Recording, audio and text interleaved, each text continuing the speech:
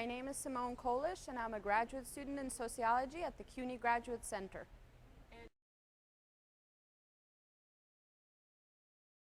To me, it means several things. First, it is to reflect on my position in society and to really figure out what it is that I can do in contribution to making a better and just society.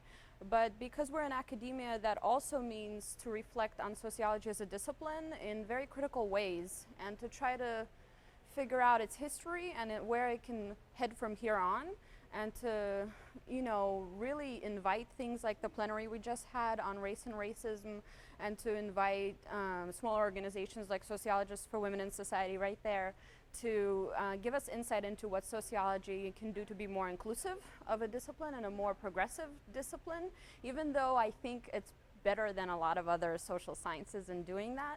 But I'm biased, and in that sense, because it's not just about me or our field, the third aspect is to teach sociology to students who can then change sociology by becoming graduate students. And so for me as a teacher, as an educator, it's been to help them see why it's relevant at all in their lives, to then apply it to their lives and really think of shaping it once they receive master's and graduate degrees in it. And so we've been talking lately about demystifying graduate school a lot for my CUNY students in the New York City system.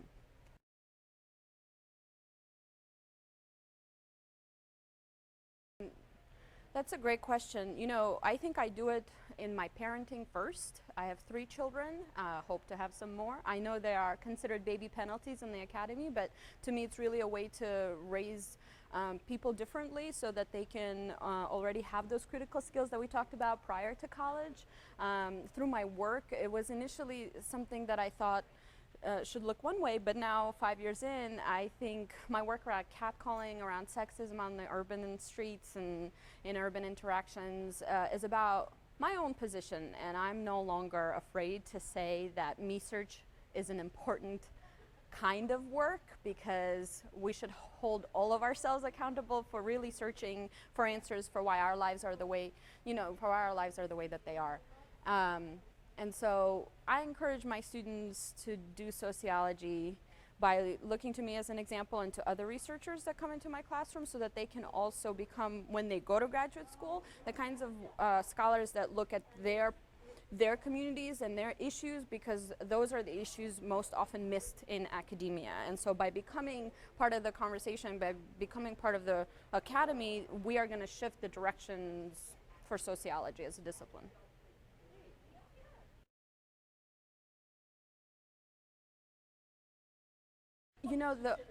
There was a point during my teaching that I realized I am standing or am rooted in a discipline that has a lot of things to offer society, while it has its negative parts, whether historically or during the contemporary period.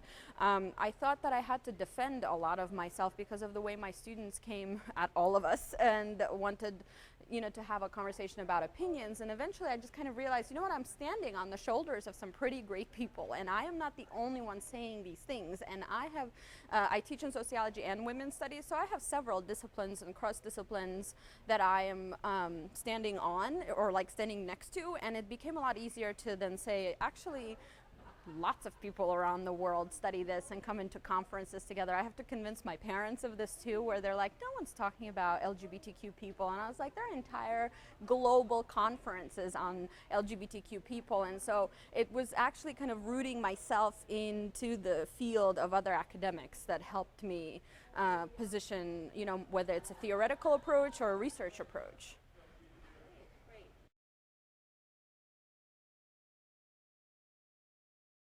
Well, sociology is a study of society, very dryly speaking, I guess.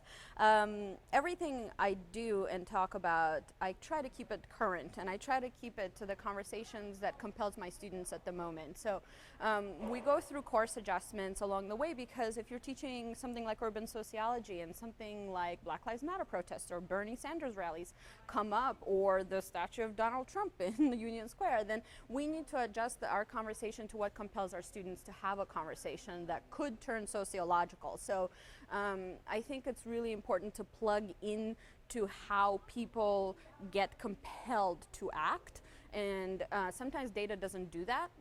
and we need to turn data into a compelling enough resource for people to be able to stay informed in society. I think sociologists don't get invited enough to be interviewed about whatever matter. Sometimes we see psychologists come up as experts. Sometimes we see religious leaders come up as experts. Sometimes I watch a video and I say, why isn't a sociologist weighing in on this issue? It has everything to do with groups and inequality and power dynamics. And so I demand from here on, like, that sociologists be part of a serious conversation on what's going on in society, instead of being considered less likely to be of an expert than psychologists, which really deal much more with self and behavior than they do with societal processes. So I don't get the disconnect there.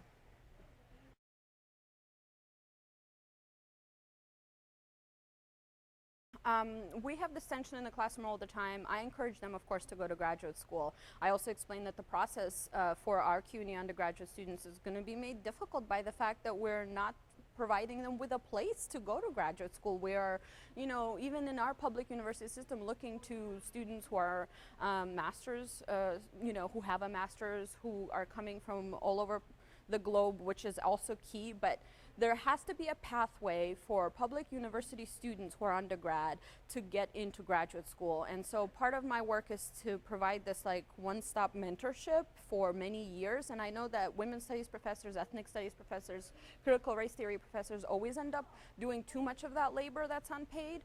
But demystifying grad school for my students means that I want to change what the academy looks like. I want to change what the professoriate looks like. I want to change that 72% of full faculty tenure professors are white men. I don't think that's an accurate representation of society, which means that our discipline is very limited in properly engaging with what represents society. So to me, it's really important to be realistic with my students about what they're going to encounter in graduate school and to encourage them to do it anyway, which is how we're kind of coping through the process as graduate students ourselves.